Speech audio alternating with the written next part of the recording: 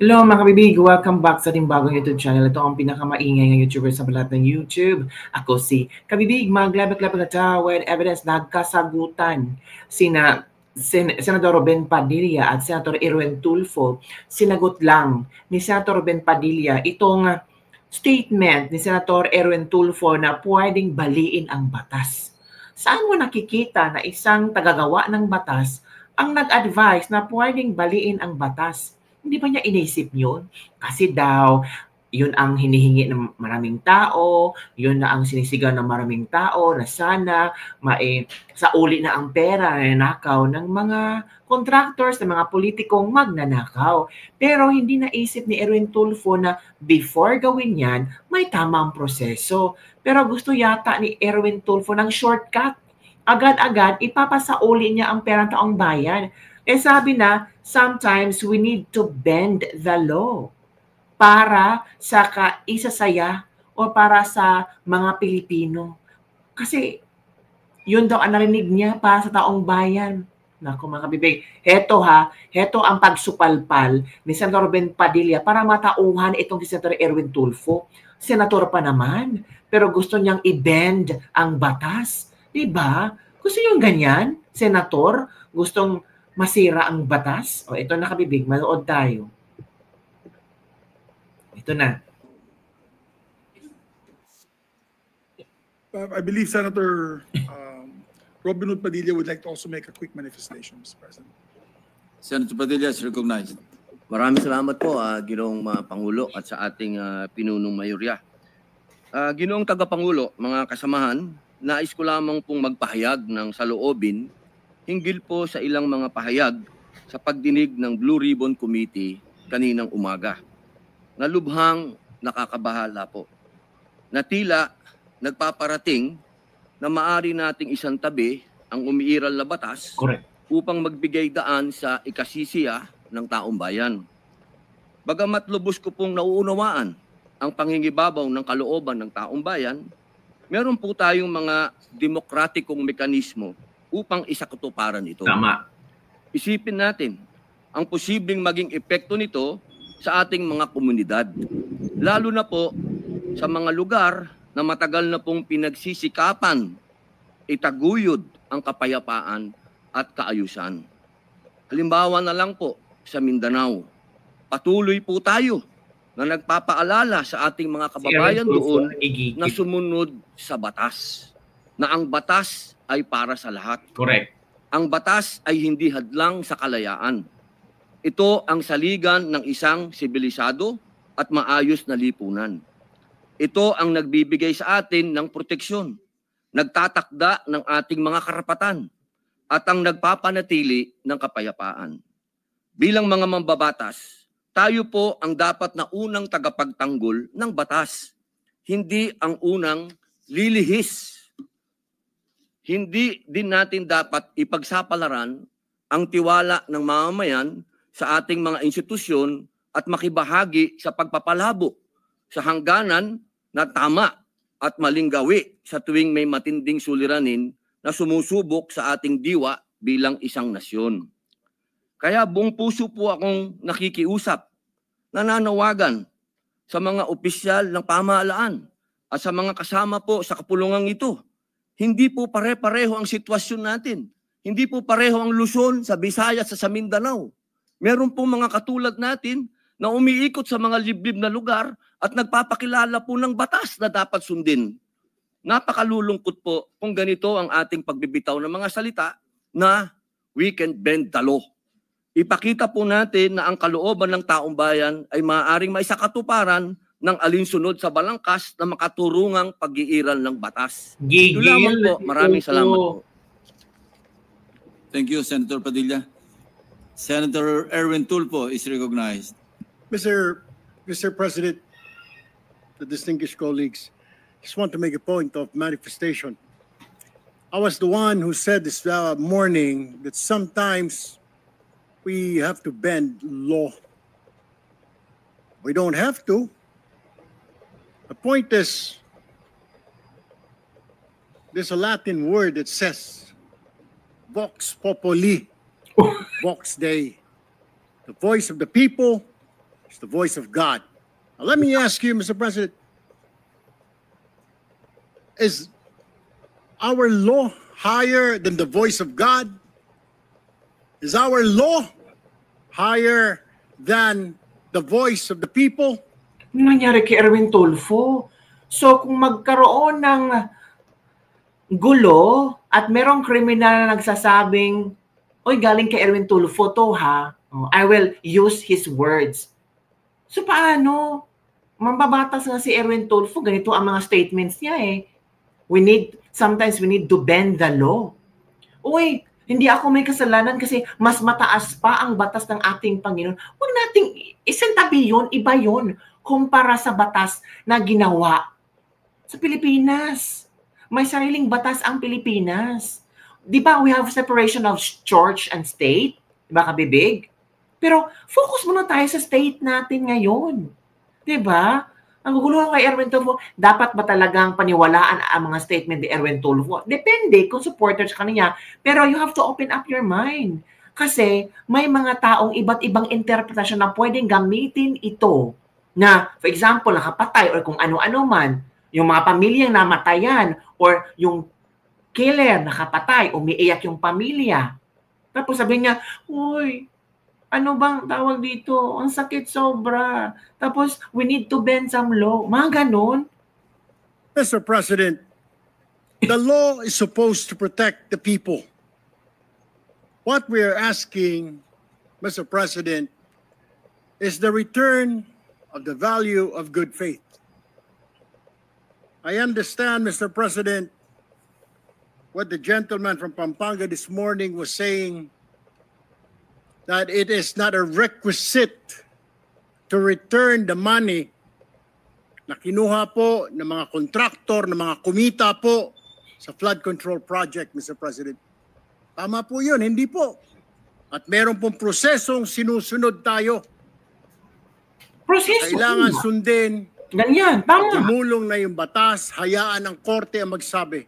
Mr. President, tens of thousands of people went out last Sunday. Narinig ko po, hindi ko po alam kung yung mga kasama natin narinig. Narinig ko po yung sigaw ng taong bayan. Ibalik ang pera namin. So, bale, pakinggan na natin ang sigaw ng taong bayan, hindi na tayo mag-follow sa proseso. So, wala na yung batas. Wala nang batas. Yung mga hearing na yan, wala na yan. O yung Blue Ribbon Committee, wala na yan. Pakinggan na natin ang hiling ng taong bayan. Kaya nga meron kayong investigasyon dahil ang taong bayan ay nanonood sa inyo.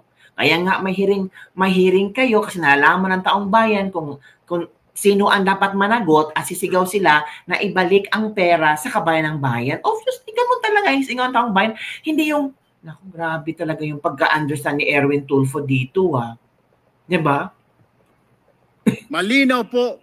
And I was asked by a reporter, by an interview, your comment. I said the message is loud and clear, Mr. President. Ayusin natin sa gobyerno ang ating mga trabaho. Iwasan pong mahulog sa korupsyon. The people are demanding that these people, contractors, DPWH officials, including politicians who made wealth, kumita po sa flood control na kung maaari isoli nila ang kanilang ninakaw sa bayan. And I think that is the right thing to do. Ang problema kasi, Mr. President, kung susundin natin ang batas, alam naman po natin ang pagdinig sa ating bayan ay buwan at taon ang inaabot. Baka pagdating po sa dulo, wala na pong makuha ang gobyerno sa mga taong ito. Kaya nga mayroong mga pinapa-freeze ang mga account, 'di ba mga kabibig? Pinapa-freeze ang mga account. Yung ginawa ni Buyang Rimulya ngayon, 'di ba? AMLAC, pinapa-freeze ang mga account ng mga taong sangkot. Ano bang klase? My goodness. And do you think itong mga contractors na to, agad-agad ibibigay ang pera nila? It will follow due process. And what's the point of having a Supreme Court kung ito lang pala ang gusto ni Erwin Tulfo? Di ba, kabibig? Nagugulo. bending the law is not the solution. My only point, Mr. President, is the people were asking. The people are demanding. Yes, the people were asking. Isole yung pera na ninakaw sa kanila. Tama, kasi resulta yan sa investigasyong ginagawa nyo. Of course, that is the initial reaction of the people. Ang mga tao naman ay naghihintay sa susunod yung hakbang kung paano natin makukuha ang pera. Hindi naman agad-agad today makukuha agad. There is a certain process on that. Diba? At no need to bend any law. Any laws for that. Pero kung isang mambabatas, ito ang statement, natural, misinterpreted ng mga taong bayan. Sabihin, kung ganyan ang statement ni Erwin Tulfo, there's a possibility na it was already ginawa din niya.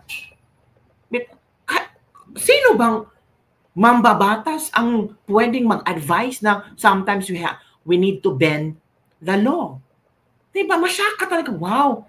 Mambabatas, senador, tapos yan ang statement niya. So kung yan ang statement niya, posibleng nagawa na niya yan? Posibleng ginagawa niya yan na he's bending the law para sa kanyang pansariling interes? Posible. Diba? Meron po tayong batas. True enough, Mr. President, I don't disagree. There is a process. May proseso, tama din po. Tama. Paano naman po yung sigaw ng taong bayan? How can we pacify the clamor, the anger of the population, Mr. President? I have no answer. My only answer, Mr. President, is isoli po ninyo ang inyong ninakaw. No ifs and buts. Ang sinasabi lang po ng DOJ, kakausapin po nila ang mga taong ito. Kung pwede, isoli. Wala naman pong sinabi ang DOJ. Ito ang batas, bawal po, kailangan ninyong isoli yan. The DOJ, the Secretary himself said, they will ask, but they will not force them. Depende, mas mabuti raw kung sabi niya, sabi ng DOJ, ito yung batas, isoli nyo na. Grabe!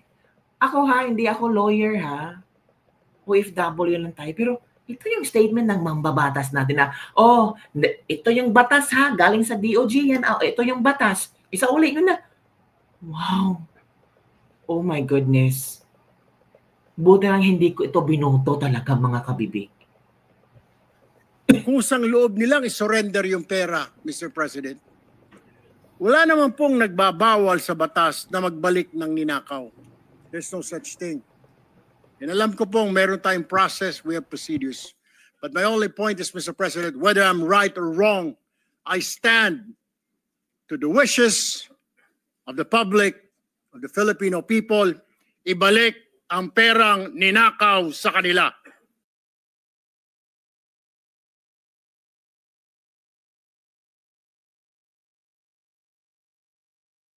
Kung pagbibigyan mo ang tao na hindi mag-follow sa certain process, edi talagang paepal ka.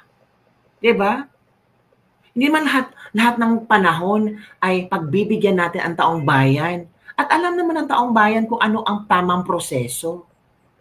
So pabida-bida ka.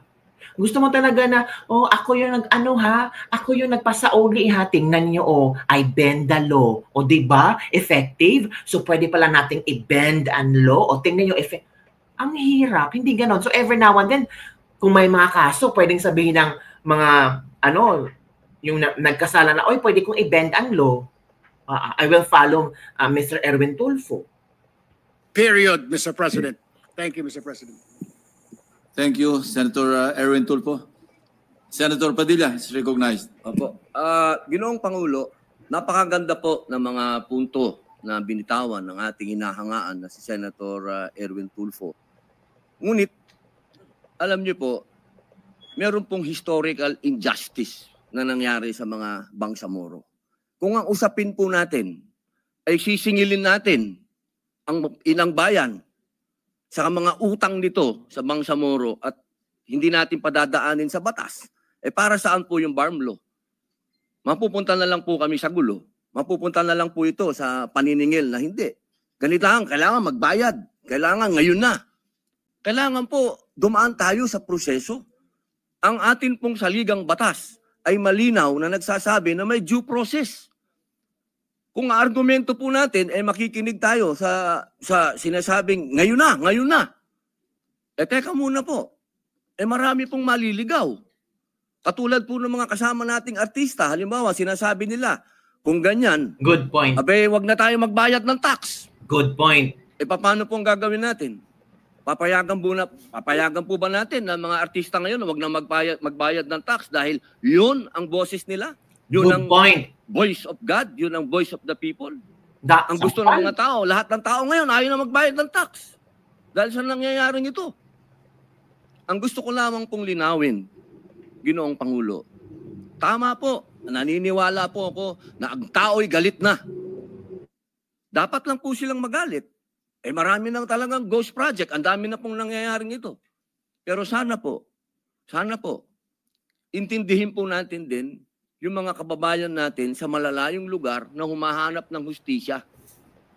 Madami pong mga kababayan natin, katulad ng mga katutubo, na humihingi din po ng hustisya yan. Correct. Pero dinadaan po natin sa batas ang pagnanakaw sa kanilang mga lupain.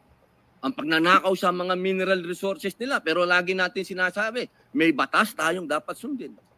Paano kung isang araw gusto din nilang ng anarchy? Gusto din nilang magkagulo? Gusto din nilang lumusob sa Malacanang, pumunta ng Mindiola?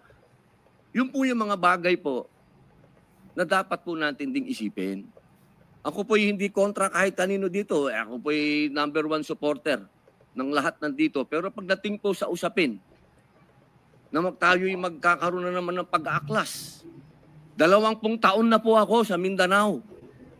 Alam po yan ng kapatid ko na si Senator Mig Subiri na umiikot dyan sa mga liblib na lugar para kumbinsin ng mga taong sumunod tayo sa batas. Yun lamang po, mga senador tayo. Gumagawa tayo ng batas. Ang batas kailangan sundin natin tayo mismo. Yun lamang po. Wala naman akong gustong sabihin kundi yun lang.